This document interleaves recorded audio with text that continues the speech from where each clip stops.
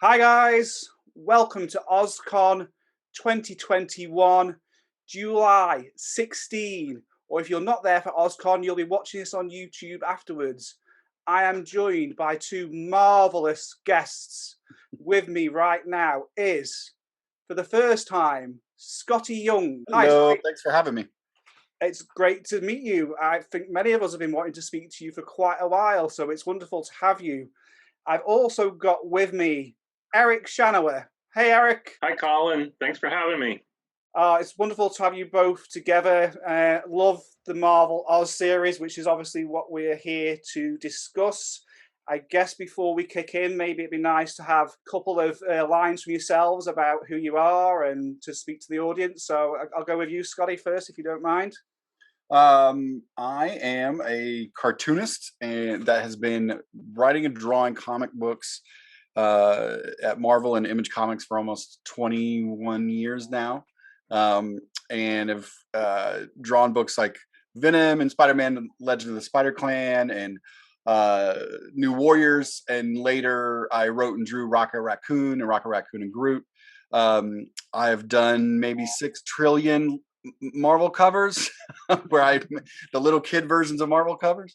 And of course, I spent a great number of years with my friend Eric making awesome Oz comics. So that's what I do. And I have a lot of Image Comics. I Hate Fairyland and Bully Wars in Middle West. So a little bit of everything out there. Oh, cool. And we'll get into some of that a little bit more in a minute, particularly with where you come from as an artist. So, Eric, tell us a little bit about yourself. Let everyone know who you are. I'm Eric Shanower, and I'm a cartoonist too. I'm also a big Oz fan. I've been reading Oz books since I was 6 years old. I've drawn a lot of Oz comics, done a lot of Oz illustration. One of my major projects is called Age of Bronze. It's a retelling of the Trojan War, which is published by Image Comics, and I do a lot of other stuff too. Oh, great! Thank you both. So I guess what everyone would be really, really interested in right now is just how did you both come to be involved in a Marvel Oz project? So what were we talking? Was it about how many years back now did it start? Remind me on, guys. I think I got contacted in 2007. Yeah, right. Yeah, 2007 is when the conversation started. And I think, I know I got my first call in, and then they had said that they hadn't talked to Eric yet, but he was the only person that they really wanted to come on and adapt it. And so that's when designs and everything started. Once Eric was on board, then it was kind of like, oh, cool, we can get this started. But yeah, I think it was 2007, which is crazy. Oh, cool. So you were already on board originally then, Skottie, before Eric was on board. Well, I don't know. At this point, I can't remember the exact timing of when we both said yes. I just know when they first contacted me, they hadn't contacted him yet, even though that's who they wanted. And I was still in the place where I wasn't sure that I was going to do it. So I was still a little up in the air on the whole thing, but I think we probably ended up saying yes at the same time. I think, yeah, because when I was on board when you said yes, right, Eric? I think you were when I said yes, but I didn't say yes right away, and right. They sent me some samples of your work right before I actually said yes. Right. You had said yes just before I did. Right. I wasn't clear about what the timeline for you was. Right. I think it was weeks before, it wasn't like 2 months or 3 months or anything. I mean, it was all of our conversations probably took place in a month. I was resistant to join it for a couple of weeks, not because of the content. The content was, I was like, I can't believe Marvel's offering me this job, but I didn't think that I was on this path of the superhero path. And at the time, and being my late 20s and feeling like my next job was going to be like a major X-Men book. I was on one of the spin-off X-Men books. So I was like, the next one is the big one. And they're like, hey, why don't you not do that and come adapt Oz at the superhero company? And I was like, this is crazy. I guess there was two things to take for that. So one was that Eric, at least you know you weren't second best to somebody else from what Scottie's saying. Well, yeah, I don't. Well, yeah, okay. And Skottie, you know that Eric rates your work, so that's always a good starting point.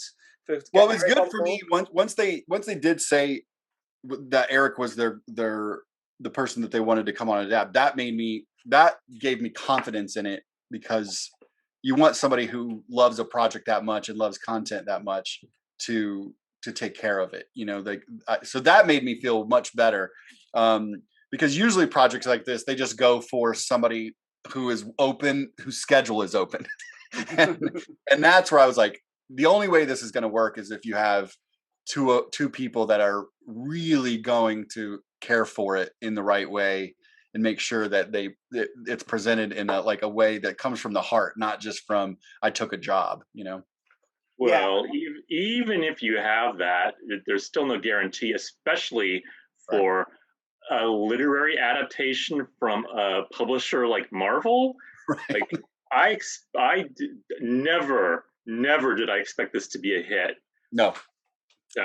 That's one area that you and I were in total agreement with. I really thought that Eric and I were going to go off for a year, do a mini series. I was going to have to claw my way back into the superhero comics and remind everybody that I still was here. And Eric will know that I've said this a lot. I mean, a lot of that mentality, I think, in some ways, is what helped us really make the exact version of this we wanted to, because I was really not concerned with the outside world at that point. I was really just existed on my drawing board, because I didn't think anybody was going to see it. So I guess you guys just thought you're going to do Wonderful Wizard of Oz. That's the end of it. You try and get your careers back. Eric, everyone would expect to be working in Oz, and for you, yeah, I remember at the time when I heard it was circling, a lot of X-Men kind of superhero fans were really bigging you up, but were really unsure why were you doing Oz. I remember some of the forums at the time, but then as soon as it came out, it was a massive hit, not just with Oz fans. It was a massive hit with people who wouldn't normally be interested, just because of who you are, Skottie, in terms of what they know from your work. And it just felt like a great mesh of work that came together that produced such a beautiful, fresh take on Oz, which, again, I was surprised Marvel went down that route and that we even got to 6 books, which is fantastic. But tell us a little bit about your process then, after you're both on board, and how you worked at this together. Did you know each other before? Eric, I'll let you start with that one. Well, I had no idea who Skottie was. I didn't know his work. When Marvel told me that he was going to be drawing it, they sent me one sample. I don't know what it was from, one of the X-Men books I think you had done, although I didn't recognize any of the characters. Right. And I looked at it, I'm like, okay, whatever. And then I went online and looked at more of your work, and I remember seeing Human Torch image and some other stuff, some X-Men stuff. And I thought, okay, yeah, whatever. This will be fine, I guess. I don't know. I would have been nervous. I mean, I'll be honest with you. If I was in your shoes and I went to look at what we were getting ready to do, and it was like, not that this is bad, but I don't know how this fits into what the kind of bad. I would have been nervous, because people didn't know that about me, because I got jobs in superheroes. I was always lost. Like, I didn't ever really feel like I found my voice there. I know that people probably didn't feel that at the time, but I never felt that comfortable there. I felt like I was always trying to fit into that. That was the biggest appeal of coming onto this, is because I grew up with Neverending Story and as my favorite movie and book, with Alice in Wonderland, with reading the comic strips. I was a cartoonist at heart, and I was kind of pretending to be a superhero comic book artist. And so a lot of people don't know that the night before I got the call and offered this job, I actually had a party at my house where the main goal was to watch Return to Oz. So that's where I lived anyway in my head. And so that's where it was kind of like freeing for me. But nobody would have ever thought that if they just went and looked at the last 7 years of my work. They would have been like, oh, this is a superhero guy going to do superhero-y stuff. And it took a little while. It took me a couple months of just sitting in my sketchbook and being like, how do I really draw? So it sounds like it's really broke the creative mode for you, essentially. Yeah. Go on, Eric. Well, my impression of Skottie's artwork was that he was trying to fit into this superhero thing, but I mean, your artwork does not it didn't seem to naturally fit into that sort of style, that house style. Right. And I thought, okay, well, I see why they're putting him on this Oz project, but I had no idea how it was going to work. I think the first image that you drew for Oz that I saw was a picture of Dorothy and Toto. It was the one that they used on like the second printing of the first issue. And my idea was that this project is not really going to work if the artist doesn't nail Dorothy. Right. But when I saw that, I'm like, oh, yes, he nailed Dorothy. This is Dorothy. This is gonna, and at least that hurdle was crossed. Right. And it wasn't until the scene where the characters are on the river, on the raft, which is like the third issue, when I got some pages from that issue with that scene, and I'm just like, oh my God, this is actually really, really good. I really like this. And I'm like, no one's going to see this book, but I think it's great. No one else in the world is going to think this is good. I called David in and I go, like, David, look at these pages. What do you think? And he's like, they're okay. But both he and I, when we think of Oz, we have very specific images in our heads, and I had just called him in cold, so I don't think he was ready for this brand new. I was the same way on the Dorothy front. My sketchbook was filled with. I mean, sometimes it just looked like it was the same head over and over and over and over and over, and every now and then a slight adjustment. And I definitely got it wrong a few times at the beginning. The first version that I actually took closer to finish, where I definitely has a more slick inking style and everything like that, I'm so glad I had turned that in. And I remember I wasn't that happy with it, but I was like, I don't know where I'm going. And I remember David Gabriel being like, and he never has art notes. I mean, David's not there. And he was like, I don't think this is it. It feels a little too whatever. And I was like, all right. But he was right. It did. And it was like way more like cutesy. And I don't know if we put that in anything, but I remember when I finally got that, I was like, okay, she's the beginning. She's the nucleus of me now feeling that I had the style guide for everybody. And I love that you love that river scene on the raft, because that's where I started realizing that all the years of me doing superhero comics, where it did help me on this book was I really learned how to move a camera around in a very kinetic way. So I was always thinking of like the raft scene of like really putting a camera down low so you could see the real, like the energetic energy and action moments of something that normally we probably wouldn't feel, it'd just be people going on a raft, and I was always trying to make sure that the reader was to be on a ride. You never saw a flat line. it was anywhere we were, it was always like somebody had like turned the heater on and everything was melting a little bit. Or I think you did a great job, as Eric said. Us hardened Oz fans have very much got John R. Neal in our head. So to break that mold and make us accept a new Oz can be really, really challenging. And at first, when they first got it, I was kind of like, am I quite into this? And as soon as you embrace and get into the comic and you see the style of the characters as you design them and you accept it, you give a really, really fresh take, and not just on the characters, but on the backgrounds and how Oz looks as a magical fantasy place that is in your unique style. So big kudos for you for doing that, because a lot of stuff for the Oz fans would fall flat, but I think you nailed it for the Oz fans. But by accepting something new that could easily have been turned into a cartoon Marvel, if you're ever listening. Go on. I give Eric a lot of credit on a lot of that guidance at the beginning too, because he had such a good grasp on such a bigger grasp on everything from the novels than I did and the art. And he was always so descriptive with things at the beginning. He would tell me like, this is how they did it, but also here's what I think there was like, here was some intention. I mean, I always go back to the goggles because the way that they're described, I think in the book, it sounds like, oh, that's a goggle, right? Like it's like lenses that are covered on the side. I don't know. Like, I was like, oh, that just, but in the books, they always just look like glasses, like just spectacles. So I felt like I always liked Eric saying like, this is how it was done. This is how it's described. Here's what I'm giving you. And so it was a lot of times I liked to just read Eric's work rather than go back and reference the old artwork or anything like that. I wanted to treat it almost as if this was the original text, that we're going to start from scratch here in Eric's script.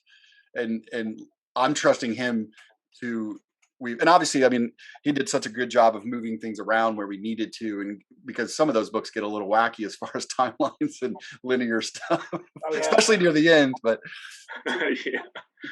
So tell us, Eric, then how you would send notes over to Skottie. So how would you kind of show him Oz so he can then visualize it and draw it? Well, I wrote full scripts. I think I wrote. Did I write all 8 issues of Wizard before I saw any work from? It's very possible. I can't remember now, but I don't remember now either. I wrote several issues at least before I saw any work from you. Right. So I just wrote full scripts and sent them in to Marvel, and then eventually I got pages. I can't remember. Sometimes they sent me your rough layouts.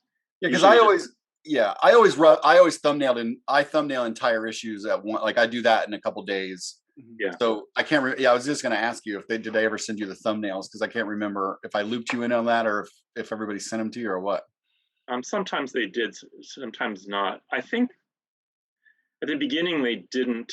I don't know. They were really inconsistent with thumbnails. But then I would get not pencil pages. I'd get inked pages. Right. I had to do all the lettering, put in all the lettering, right? Do the final script. Right. I think the first script I wrote, the first panel description was like 1.5 pages long. That's one of my funnest memories. Was like, at this point I had drawn so many comics over the years at Marvel, and I was like, whoa, this is a lot of description. But I think that was like, when you don't know who you're working with, it's hard to know what they need and what they don't need. And I think that's one thing that was so cool about Eric and I working together for so long, is we definitely ended up we just knew what the other one was thinking. Like when his descriptions got shorter and shorter and shorter as we went across the 5 years, because he knew what I was going to do, and I kind of knew what he meant and knew where he was going with things. So those kind of collaborations are really fun. That's really cool. So sounds like that you didn't really necessarily have like a telephone call or anything. It was generally done from emails and notes and things like that. Would that be correct? I think so. Yeah. I mean, I just remember it. I mean, for a book that went on for, it was about 5 years we worked on it, right? 4 or 5 years? It was 6 books, so it was 6 years. 6 years, yeah. For a book that went on that long, I can't remember like a negative moment. Like I never had any problems. I never felt like we were always on time. I think the only hiccup we had in scheduling was my dad had passed away in the process of this, so I took some time off there. But yeah, I think everything was pretty smooth as far as just emails and notes and things like that. And then whenever we'd get together to go off and do signings and stuff, we'd hang out and have fun. I remember it being a very slick and quick release. It was even hitting the comic book shelves in the UK pretty much a few weeks after it was hitting in the US, which is unusual for us to get it that quickly. So that was all the way through, because I was collecting them before I got the hardback. So I guess my next question might be around probably at Skottie at first, which is how aware of the books were you?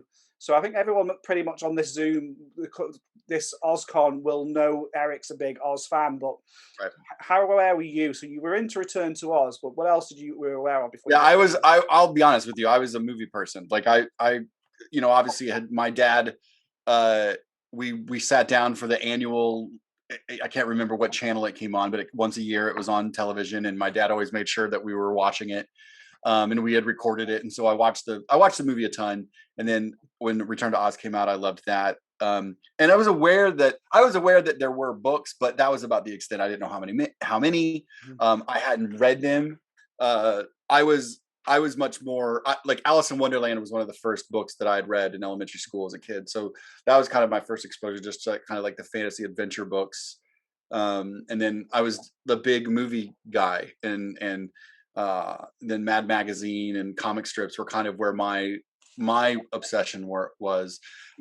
So really, as far as the actual books, I was very unfamiliar, but was absolutely into that kind of content. So in a big way, it was very fun for me to go and discover all this along the way, which also I think helped there be because I didn't have all that history, I wasn't afraid to tweak and twist things, because it, in the same way, like if you said, hey, redesign Calvin and Hobbes, I'd be like, you go away from me right now. Right? Like it's too close to me. I can't touch it. Like it's too a part of me.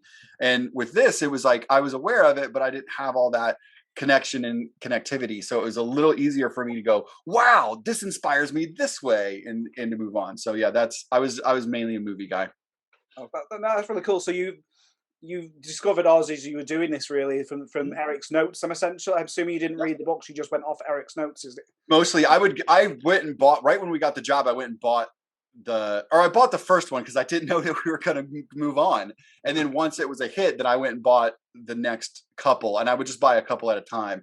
So each time before he'd read the script, I would more so flip through and look at how they approach the illustrations and everything, because I still really wanted to feel like I was drawing Eric's book, not Eric's version. I just, in my head, it was like Eric was creating new stuff, and it was better for me to treat it like that than it was for me to read this version, then this version, and start like, where am I? Especially with like we were saying later, when we had to start, switching things around a little bit. So I always the scripts that I got were that was the book I was making. So I just trusted Eric completely. That's really neat. So Eric, as someone who's very familiar with the books, then how did you adapt this differently to Baum? So what kind of tweaks did you have to make this flow as a comic book, so that that it could be adapted in such a way that Skottie's done it visually? Well, that's really a hard question. I mean, what you're asking, what does one have to do to adapt prose to comics? I didn't really think about it consciously, what I had to do. I just realized, okay, I've been a cartoonist for such and such, however many years. I know what I'm doing. I have experience. All I need to do is make this a good comic book. And it is no longer a prose novel, an illustrated novel. It is now a comic book, and we've got to make it the best comic book it can possibly be. My goal was to make it the best comic book script I could possibly make it, to provide Skottie as firm a foundation as I could for him to build on. And my philosophy was just to trust L. Frank Baum. I mean, these books have, The Wizard of Oz certainly is an American classic, had been for over a century. So I'm just like, why change anything? I'm just going to do the book as it is. I also felt that's what I was hired for. The original idea was that we were going to be publishing this under a Marvel imprint that they had established to do comics adaptations of classic literature. So I figure they abolished that imprint before we ever started publishing. So they abolished it because of us. Did they? Yeah, because what we were turning in, it was called Marvel Illustrated, and it was literal adaptations of American literature.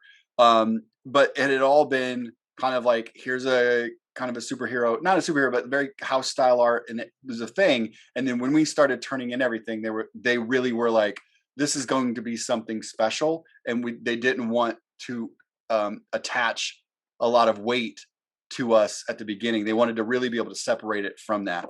So they made the conscious choice to say, like, let's not put this in an imprint. Let's let it exist on its own. So anyway, continue. Yeah. Okay.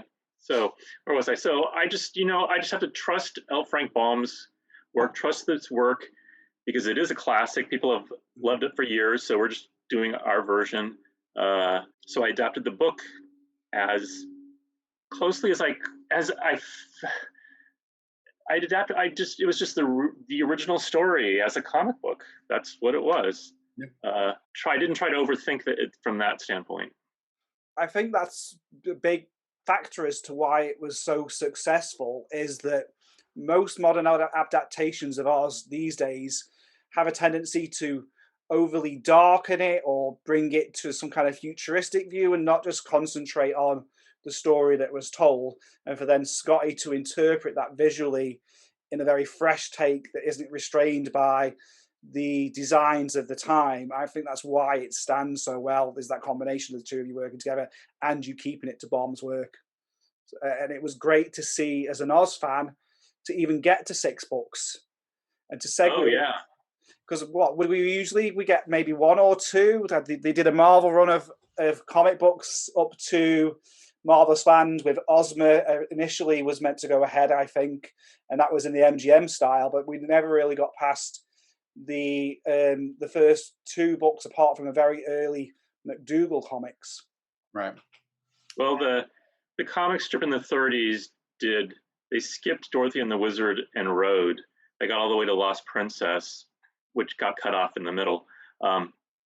So we did the very first comics adaptations of Dorothy and the Wizard and Oz and The Road to Oz, which I'm very proud of. And The Road to Oz, I mean, the story is so weak. I was so worried about that. And I don't think, I'm very, very proud of Dorothy and the Wizard and Oz. One, because it's the first comics adaptation of that book ever. Mm-hmm. 2, because I think that the energy that Skottie brought to that adaptation it felt incredibly exciting all over again. I think our adaptations of the first 3 books are really good, but when we got to the first issue of Dorothy and the Wizard and I saw Skottie's artwork, I'm just like, oh wow, this is so good. It had gone to this next level. That was my impression anyway. I'm really proud of that. Yeah, I would agree with you 100%. It was, I think that we had both, that's about the midway point. So it was like we had both hit such a stride where our muscle memory had kicked in, and it was all just, it was just like jazz at that point, just freestyling. It just you felt comfortable. I don't like, Eric's one of the few people that I know that's been drawing the same project for so many years, but usually in comics, you work on a project for 3 to 6 months and then you go to another project. If you're lucky, maybe a year, but as soon as you start to get used to those characters, you get a new job and you're off to relearn your entire job. I was like, imagine if you get hired at UPS and 6 months later, now you're waiting tables, and 6 months later, that's kind of what being a comic book artist is. It's just, and with Oz, it was fresh because every volume had so many new characters, but we existed in the same construct. So for me, I just got to be more comfortable and more comfortable and more comfortable. So yeah, I would agree. Like by Dorothy and the Wizard is when I really felt like, man, I can do anything with this camera and these characters. And I remember like the gargoyle sequence and the wizard with his like pistols. I just remember being like, I figured this out. It's like, I've loved them all, but I think right there is when it really started to like really come together. I think that there's definitely a clear change in style, as in it gets refined from around about book 3 to 4. One of the Oz fans did reference and said that the art style was a little bit more lined and sketchy, and then all of a sudden it cleaned up and become more polished towards the end. So I think that ties in with what you've already said without even asking that question, to be honest. Right. And to be fair, I'm going to add this really quick. I will say, and I can't believe I've not said this yet, but I also believe that's about the point where Jean-Francois also became maybe one of the best colorists in comics. He's amazing, and he was amazing through our whole run, but he hit an amazing stride right there at the midpoint, and then just never stopped just becoming a master. And because of that project, I've never not worked with him since. He's worked with me on every single project since. He works with me on stuff that I don't even draw. If I write it, I ask the artist if they want to use him because he's that good. And I was so proud of the work that he did on the whole project. But I think exactly what Eric was saying. He made me look way smarter and better than I ever was. And as soon as his talent level jumped up, so did mine. And I think all of ours as a whole group. That's really cool. I think perhaps maybe you were both freed of the shackles of Oz Media at that point, because Dorothy and the Wizard had never really been very well represented in any movies or comic books. So you kind of got something you've learned together, and then suddenly now you've got something that feels fresh for that medium, perhaps as well, might have had a factor in it. Right. So I guess from a point of view of both being into Oz and the part of this project, do you have a favorite book now, both of you, in terms of not just from what you worked on together, but an Oz book in general? Go with Skottie first, I guess, for a fresh take, as you've been reading some of the books now. Gosh, I mean, I really like. It's so difficult. I really like the second one, The Marvelous Land. I just love the characters are so wacky and cool, and I think the witch is amazing. Like there's so much such a good range there. I think that's probably my favorite one if I had to pick. But then in 10 minutes I'll give you another one probably. That's great. Eric? Well, I mean, if we're just talking about regular Oz books, my favorite is Ozma of Oz. I think The Wonderful Wizard of Oz is actually a very, very excellent book and deserves the classic status that it enjoys. As far as our projects, I don't know. It really doesn't. They all have I lived through it all. I worked on it all, so they all have this meaning to me that is going to be unique. Right. I'll be honest with you. As far as our project, that's why I just picked that one because that was the funnest stuff to draw. But not even the fun. That's the hardest. The thing is I think 1 through 6 is one giant. When they did the big book, I was like, this is how it exists in my head. It really doesn't. Yeah. It really doesn't exist in my head or my heart as chopped up. It's like we started in 2008 and we didn't stop until 6 years later. That was our job. Like that was just what I went to work and did. So. I don't think of it as this is this book. It's all one big book in my head. And that kind of makes sense because that part of the series has a end that was meant to have been the end of the Oz series anyway. So it does fit in a nice, neat package. And I guess that leads on to the next question, which is, if Marvel approached you to pick up where you left off and do patchwork and the rest of Baum's books, would you both be up for that? If it's a thing, if it's possible and the money's right and all the rest of it? I would do it, sure, right away. But I'm very curious about what Skottie's going to say. And if they would have said we're moving on at the time, I would have absolutely done it. Now it's very difficult because after Oz, I started my writing career. Like I had written short stories up to that point. And while working on Oz, had written some a miniseries at Marvel, and that was another great thing about Oz is the longer I worked on it, the faster I was at achieving it. So half my day would be working on Oz pages, and half of it was starting to develop myself as a full cartoonist and a writer. And so after when they said this was ending, they asked me what I wanted to do, and I said I don't know, but I definitely want to write it as well. And that's when they gave me Rocket Raccoon, and since then I've moved on to doing writing, drawing my stuff, and then writing a ton of stuff. So right now I'm at a place where I'm so overworked and panicked because I'm so behind that I don't know that I don't think that I could be able to go back and do it as much as I wish. That's where my heart was.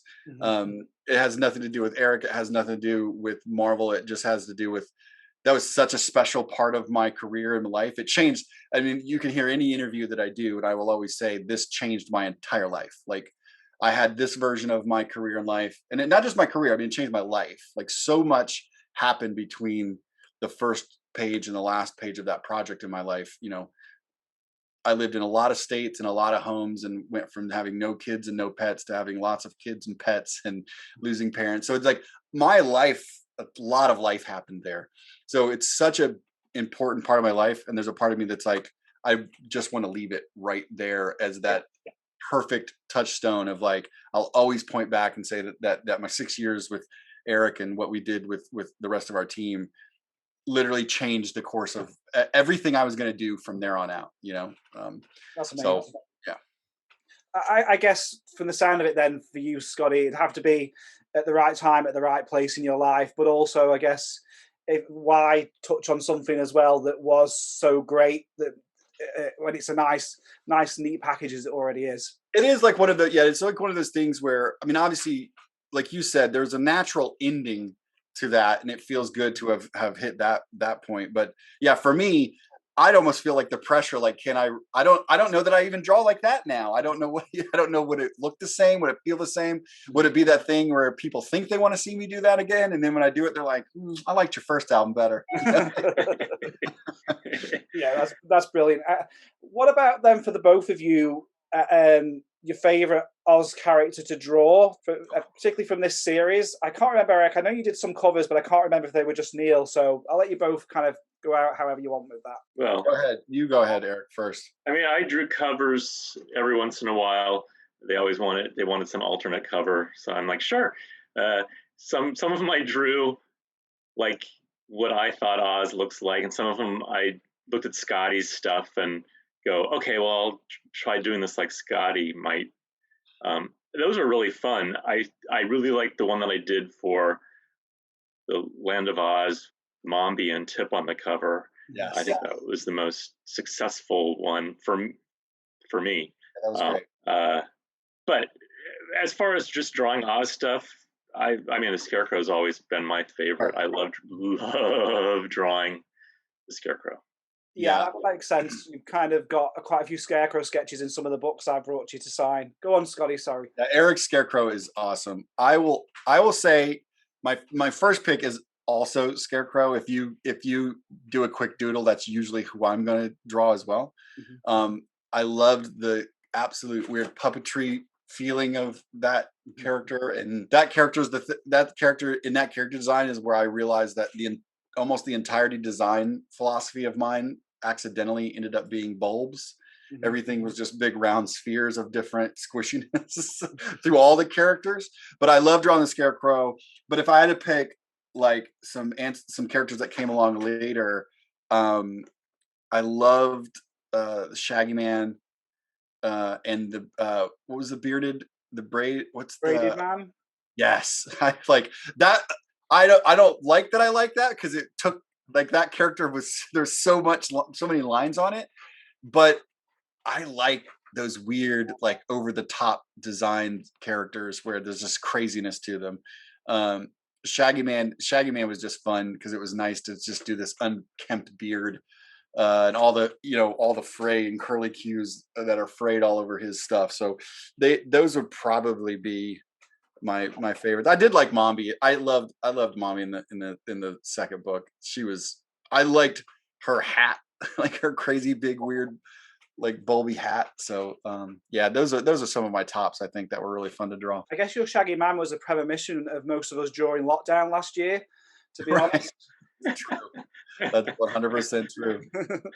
My favorite style character is actually Belina. She's very simple in how, but she's also simple, fluffy, but fierce. And it's my favorite design out of all of them. And don't get me wrong, I love them all. But there's just something about Belina that you nail. Belina's got a certain characteristic that Baum gets, and you get it to chicken. And somehow you also managed to portray that in the illustrations of the comics. That's great. Well, I appreciate that. That is definitely that. I think Belina is probably the closest to the original comic strip lover in me in which is you boil down a character to a really, really simple shape and variations on eyes expression in the eyes, because that's all I did with her. Was like, have her look this or like this or like this or like this, and she almost never, and that's that. If you go back and you look at comic strips, that's almost all they do, because they're just, it's all about the expression, and here's a shape, and once you get that shape, you that it's the key to everything. And so I appreciate that you noticed that, because I was always happy with, and I was happy if there's a lot of panels that focus on her, because that day's work went by really fast. Yes. Here was me hoping that you're like, this was a painstaking drawing that took me hours. Now I'm just gutted about that. Yeah. I love Skottie's lion. Mm-hmm. That's maybe my favorite character of his that he designed. I think the lion is absolutely wonderful. Thank you. I also love his version of Dorothy from Ozma of Oz. I think that's my favorite Dorothy design of all that you did. Thank you. Yeah, I do like that one. That's where she had just the bob and the bob and the bow. I like that one. I think I like that one and the one from Dorothy and the Wizard, because that's where I put I put her things over her shoulders all the time. That was always the interesting thing too, to see. I didn't know that's what I was going to do, but I started to be like, oh, we'll switch up her hair each time. Yeah. And in some ways that gives her some age, and it makes it feel like there's some progression going, but we're never wanted to get too far away from that, which that was a fun experiment to try to do. Skottie, I've never asked you this, but I've wondered for years, do you have an answer as to why Dorothy floats in the first book? Why she floats? Yeah. I mean, she's never on the ground. We never see her feet. She has no feet. Like I said, there's a part of me that's always like, to me, she's not floating. It's just the camera caught her at mid leap. Like, she's just like, in my head, I usually, on that first cover, she leaps pretty high. Right. But it's also a hill. Yeah, I'm trying to look. Okay. I'm looking at the cover back there. That is really what I just look at everything as. Yeah. If you look like, there's little feet. I figured her out. There's little tiny feet sometimes.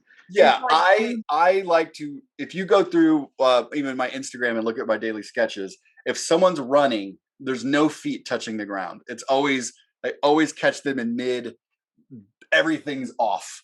So I always like that moment where you're at the most extreme version of the action. So you really feel that moment of movement. And if you go through, it's almost anytime I show her walking, it's just like, da, da. And again, that probably comes from me watching, that's growing up watching like Looney Tunes and Animaniacs and all the extreme kind of extra sets. Like, if Bugs Bunny's going, there's always like an extreme hop to it. And that's just in my brain. That's what I grew up watching, and that's the kind of like carried on into my cartooning. It's funny, I'd never even thought about that. Is that something that you secretly do? Skip along the road, kind of, when people aren't. That's kind of me. I'm a pretty extra dude. I'm very energetic and bouncy. And now that my youngest takes after me a lot, and I watch him do the same thing. Kind of, one of the fans asked about, because obviously you've got a very unique style. But why did Ozma have a very Neil-esque style, if that was even a thing that you deliberately did or not? Well, when I looked at that one it was great. That was a great, sometimes I don't think anything was broken, but like when I looked at how Ozma was approached, I was like, this is great. Like, this is a great design. I don't know what I would do different that would sell this concept in any better way. So it was, I just did my take on that, which I just thought that it looked like it was already there. So we're just like, we'll just do a play on that, It's still in your style, but it was a couple of people, myself included, did notice that Ozma's got, the poppies and the insignia and all that kind of thing. It was that character in particular, like, spoke to what I like to do, which is like big, funky shapes on things. So they kind of achieved that already. So yeah, it was an easy one to just be like, oh, cool. Let me do my version of that. I guess we're kind of getting towards the end of the interview. So is there anything that you guys would like to tell people what you're up to at the moment in terms of any projects that you're working on? Yeah, I've got a bunch of projects going. I've announced this before, but I'm writing the history of the TikTok Man of Oz, and I'm going to be releasing the script and score that we used for the revival in 2014 at OzCon, along with a history of the show with as many photographs as I can cram in. I've announced that before, and I wanted it out this summer, and I'm still working on the text. And I'm still working on Age of Bronze, and I've got a couple other Oz things and a couple other non-Oz things going, but I don't know when anything is going to be ready to come out. Cool. That's great. Skottie? I am any day now. The one of my latest image books that I co-created with Jorge Corona on the art, called Middle West, which was an 18-issue series that was like a fantasy-esque autobio kind of comic. The big complete tale is coming out, so it's a 700-800 page book. Collecting that whole series comes out, I think, next week. And in August, Jorge and I re-teamed on a new mini series called The Me You Love in the Dark, which is kind of a horror love haunted story. It's pretty crazy and kind of fitting after this last year, which we wrote it before last year, so we didn't realize how on time this kind of book would be. But that comes out in August. The first issue of that comes out in August. And then sometime in either late 2021 or early 2022, my studio mate, Kyle Strom, and I have co-created another book at Image called Twig. And it's like a Henson-esque, Dark Crystal feeling, like critter fantasy quest book that Kyle and I have been friends for years and years, and his sketchbooks filled with all these awesome little doodles. And I was like, man, somebody really needs to write you like a critter quest book. And I was like, I think I'm going to do that. So just two buddies kind of playing pretend in our studio on paper. That'll be out sometime this year as well. That's really neat. I'm looking forward to seeing what you both come up with then. So if anyone wants to follow your work right now, do you have any web pages or social media contacts? I'll go with Eric first. You want to let people know about? Yeah, my website is www.age-of-bronze.com, and I'm on Facebook as well. Cool. Yep, you can run over to SkottieYoung.com for that. For check out any updates, sign up for my newsletter, check out our store, which we have limited edition screen prints and every book that I've ever worked on, and prints and the whole nine. Instagram, just at Skottie Young. I'm pretty active on there. I forgot to say, I write a book called Strange Academy at Marvel as well. It's like a magic school in the Marvel universe. Cool. But yeah, Instagram is where you're probably going to find me on almost every day, posting some sort of nonsense and drawings and doodles. So yeah, check out any of those spots. Oh, great stuff. Thank you. And of course, make sure that you like and subscribe on the Oz Connection if you want more content like this. It really helps the channel out. If you want to know more about OzCon, you need to go to www.ozconinternational.com. Thank you so much, guys. This has been a really great, fun interview that I've been looking forward to for weeks. And thank you so much for such a great comic book series, as not just an Oz fan, but as a comic book fan as well. It really, there's a lot of love out there for it, and for the right reason, and still popular. It still keeps on getting reissued again and again in different omnibuses from what I've been seeing as well on Amazon. Yeah, we just re-released the entire series in small double-sized digest size. So it's 2 books per volume, and they're great little books. They look fantastic, and I don't think Eric and I are mad that we still get checks from it every now and then. So. Yeah, I got my latest statement was $24. Right. Right. I think, and just as an Oz fan, and particularly a British Oz fan, where we rarely see Oz on the shelves, going into comic book stores and seeing these little books on the side just gladdens my heart that little bit, because for years there was never anything out there. So that kind of gives that extra bit of people being interested. If Marvel would just turn it into a movie series, that would be great. Fingers crossed, Marvel. We probably no idea who this video's out there when it goes out. All right, guys. Thank you so much. Thank you so much. Thanks, Colin. Definitely good talking with you, Skottie. Hey, it was good seeing you again, buddy. I can't wait till we can actually get out in the world and see each other in real life again. Yeah. Well, maybe, Skottie, we need to try and get you over to OzCon in California. Fingers crossed we'll be back there next July. We'd love to have you. All right, guys. All right, guys. Thank you so much. Thank you. Thanks. Bye, everybody.